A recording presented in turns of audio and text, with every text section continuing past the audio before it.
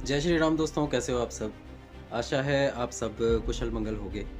मेरे channel वर्नल books पर आपका हार्दिक स्वागत है। दोस्तों, यदि आपने ध्यान दिया हो तो आप पाएंगे कि आजकल बहुत से लोग ऐसे हैं जो भगवान राम को काल्पनिक कहते हैं। आजकल आपको बहुत सारे ऐसे लोग मिल जाएंगे जो भगवान राम को काल्पनिक कहते हैं, और यह काफ़ी ज़्यादा दुखद भी है और हास्यप्रद भी है। दुखद इसलिए है क्योंकि आधे लोग वो हैं जो खुद सनातन धर्म से जुड़े हुए हैं, उसके बाद भी वे भगवान राम को काल्पनिक कहते हैं, हिंदू संस्कृति का मजाक उड़ाते हैं, सनातन धर्म का मजाक उड़ाते हैं। सनातन धर्म को वे लोग कल्पना पर आधारित धर्म बताते हैं। ठीक। अच्छा, किस तरह के लोग हैं ये एक बार मैं बता दूं। उदाहरण के लिए पिछले कुछ सालों में मेरी मुलाकात एक शख्स से हुई जिसका नाम था अर्पित सिंघाल। वो खुद को भगवान विष्णु का 10वां अवतार, कल की अवतार कहता था। खुद को कल की अवतार कहकर प्रचार करके वह लोगों से चंदा वगैरह इकट्ठा करता था। ठीक। लेकिन जब उससे बातचीत हुई, बातचीत के दौरान पता चला कि कहता तो वो खुद को कल की अवतार है, भगवान विष्णु का 10वां अवतार, लेकिन वह राम को, कृष्ण को, भगवान विष्णु को काल्पनिक कहता था। ठीक। पुराणों की कहानियों को जो है वो कल्पना पर आधारित बताता था। इसी तरह ऑनलाइन मेरी मुलाकात एक पर्सन से हुई जिसका एक चैनल है साइंस जर्नी के नाम से। बौद्ध हैं, भीमवादी हैं, और वो खुलेआम भगवान विष्णु को, राम को, कृष्ण को काल्पनिक कहते हैं। ठीक। और यह दुखद क्यों है? ये दुखद इसलिए है क्योंकि हम सभी का सम्मान करते हुए भगवान बुद्ध को भी जो है विष्णु के अवतारों में उनकी गिनती करते हैं। अब यहाँ पर दुखद ये इसलिए है कि यदि कोई अन्य धर्म का पर्सन राम को काल्पनिक कहता है, सनातन को काल्पनिक कहता है, या हमारे पुराणों का मजाक उड़ाता है, तो एक पल को समझ में आता है कि उस पर्सन को हमारी संस्कृति की, हमारे धर्म की समझ नहीं है, या अधूरी समझ है, इस कारण वो ऐसा कह रहा है।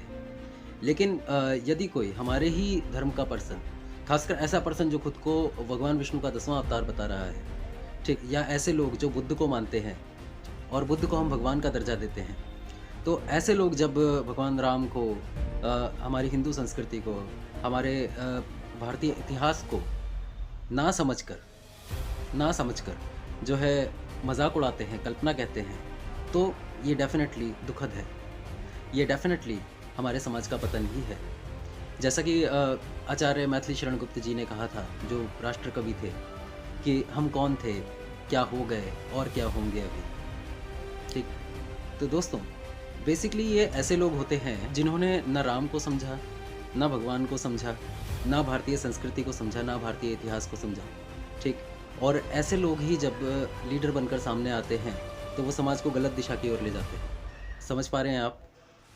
तो दोस्तों, और इसका परिणाम क्या होता है?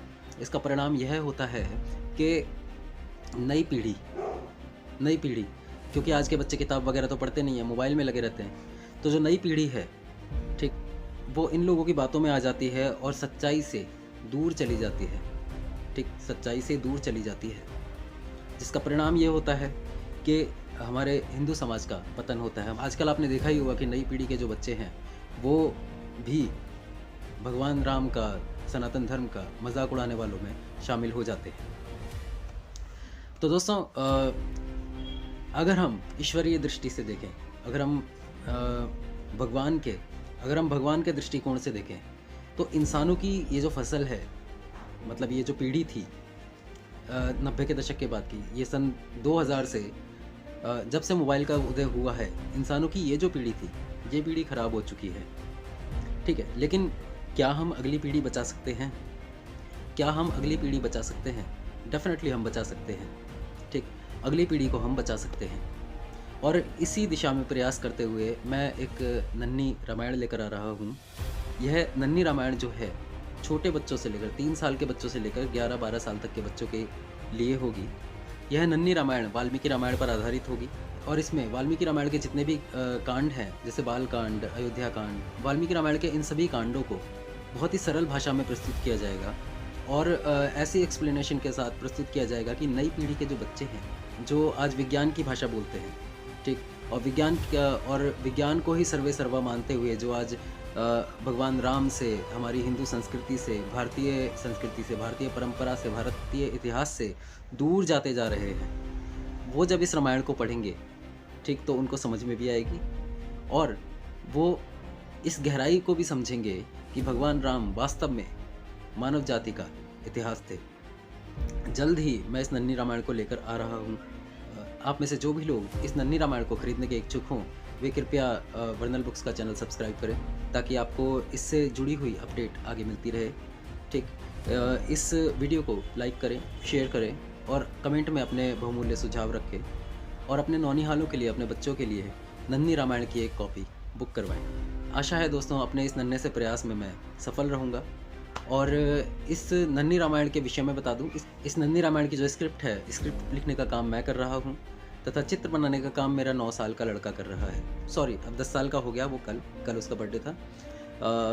चित्र बनाने का काम मेरा 10 साल का लड़का कर रहा है।